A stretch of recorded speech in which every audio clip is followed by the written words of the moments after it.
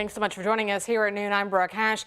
Scenes from last night's vigil where hundreds of people gathered for a citywide moment to include the number of people, the 5 people who we lost on Friday, along with the victims who are now having to cope with that tragedy and their families. A sea of red shirts from Moms Demand Action. Faith groups and advocates were in attendance.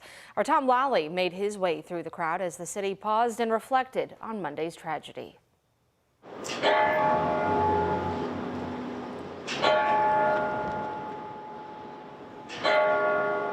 A moment of change resonates through the city we call home. From the man who walked alongside Martin Luther King Jr. Love do the same thing light do the darkness.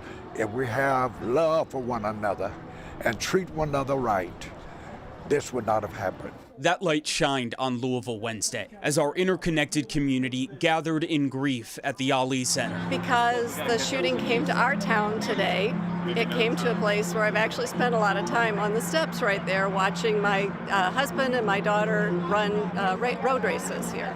People from here at home to as far as Chicago, writing prayer cards for the victims at Old National Bank. You know, always remember Jesus Christ is here with you guys and loves you very much.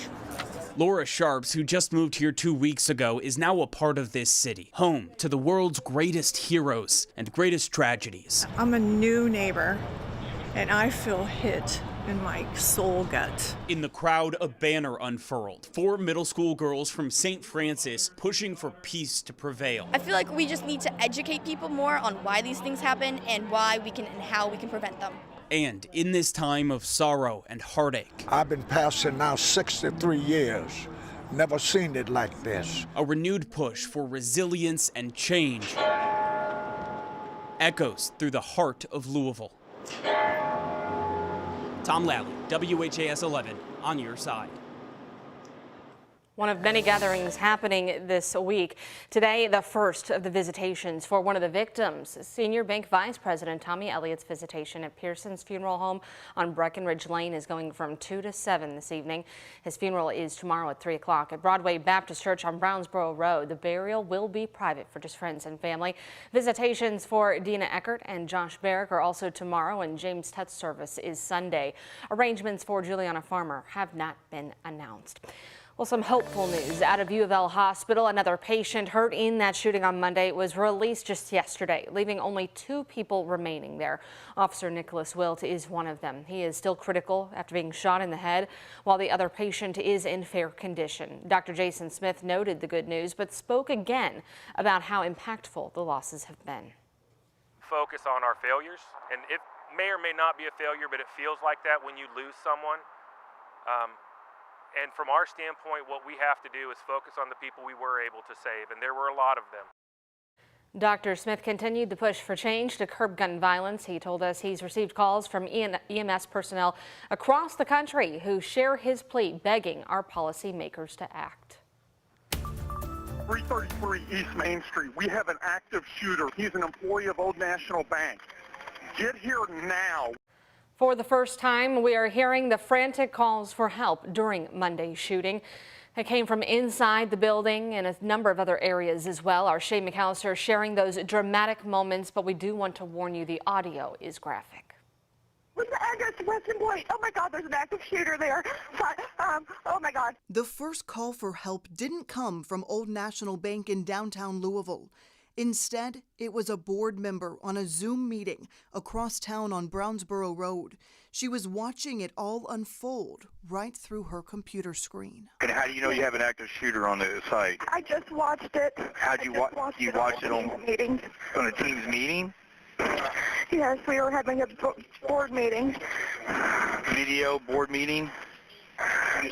Okay. The dispatcher tells her she is the first caller and asks her again, "What did you see?"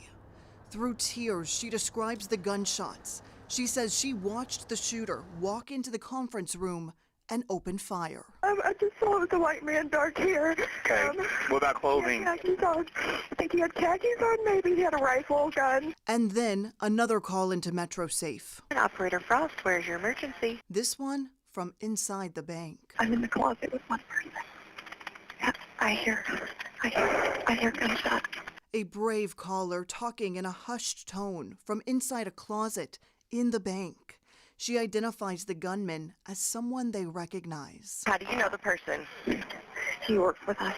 More calls from inside the building, and then a dental office right across the street. People have been shot. And then, once police are already on the way, a shaky voice dials 911. My son might be because he has a gun and he's heading toward the Old National at on Main Street here in Louisville. Main Street, Old National? Yes, and this is his mother. I'm so sorry. I'm getting details secondhand. I'm running to it now. Oh, my Lord. Connor Sturgeon's mother was on the line. We don't even own guns. I don't know where he would have gotten a gun. Okay, so where did you get this information from? Who told you what's going on? His roommate called me.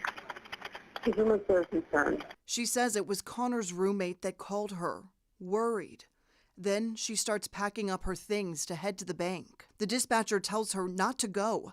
It's already an active scene. Please, he's non-violent. He's never done anything. Please. Okay, and you don't believe he owns guns? I know he doesn't own any guns. She didn't know he had purchased one only days earlier. And by the time of her phone call, multiple people had been shot. Shay McAllister, WHAS11 News, on your side. The Sturgeon family says they have many unanswered questions and will continue to cooperate with the investigation.